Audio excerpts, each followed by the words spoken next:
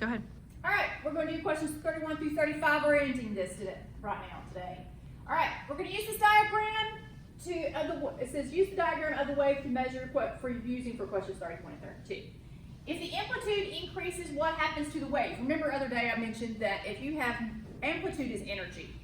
So if you end up increasing the energy, what will happen to the wave? Well, the wave is going to get increased too. So your best answer in this one is A.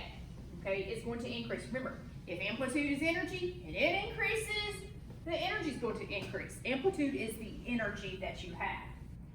Question 32 is what is the wavelength? Now, we went back to waves, and we're probably going to have to go back over it again come about end of March, about waves.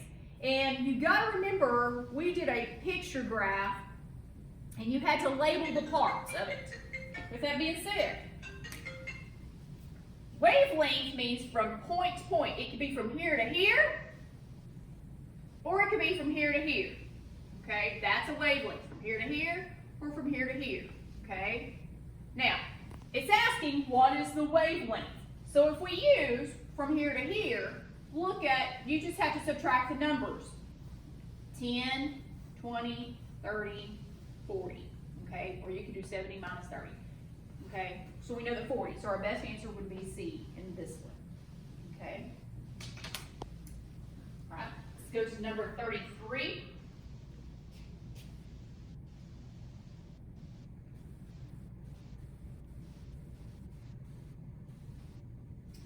All right, I'm going to do a little bit and kind of scroll back with it. Now, this is something that we use every day. Household garage door can be opened with a wireless remote. The first time a remote sent a radio signal at a specific frequency to the receiver in a garage motor. When the receiver detected the signal, it would activate the door. However, if two neighbors each had garage door openers, the remote could accidentally open the other neighbor's garage door as well. To address this problem, a second type of remote is designed that sent a signal code configured by the remote's dual inline package, which is the dip switch. The homeowner would program the dip switch on the remote by selecting the on or off position and then programming the same code in the motor.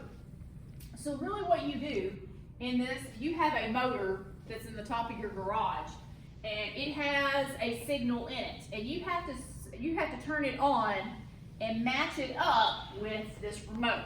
Now, a lot of times in real life, we take it, push some buttons, and you have to have the remote, and it will match up automatically. And it will match up your signals. Notice here, you have an on, a dark, dark, off, dark. And as long as you have a different type of on and off compared to your neighbor, then that's where you're not going to have the same code, as you can say, as your neighbor would. Okay, so let me roll down and let you see D in this question. It says, how does the use of the dip switch in a wireless remote change the signal of the motor? Well, if we look at this and we look at all of the answers in this, our best answer would be this one, because you want to create a digital signal that is unique from the neighbors. So you want to make sure that if you have a dark, dark on, dark, whatever it may be up here, it's not the same as the neighbors. Well, and it's digital because remember, digital is on, off, 0, 1, Yes. 0, 1. So by looking at that, that's a digital signal, Miss House. Exactly. It is a digital. By just looking at that, you know it is a digital. Because analog would have all kinds of different numbers and stuff. If it's just on and off, that's always a digital signal. Remember about the pulsing. Yep. You got to deal with the pulse. All right, let's go to 34.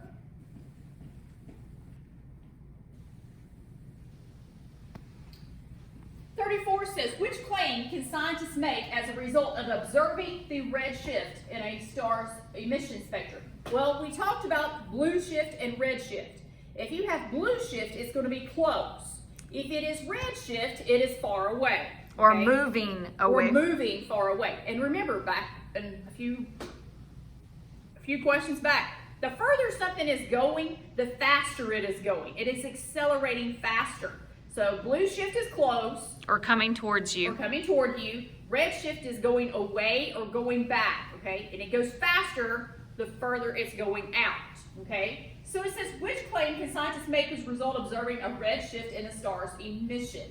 Our best answer with this one would be the D, because redshift means moving away. So D is your better answer because it's moving away with the redshift. And of course, the last one.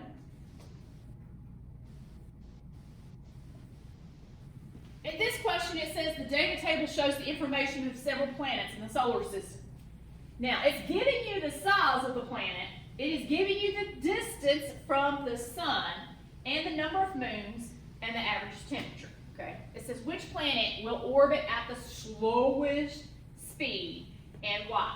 So when we look at the slowest speed, we can care less about the moons or the temperature. All we need to know, or even the size, we need to know what is the distance from it. So when you look at it,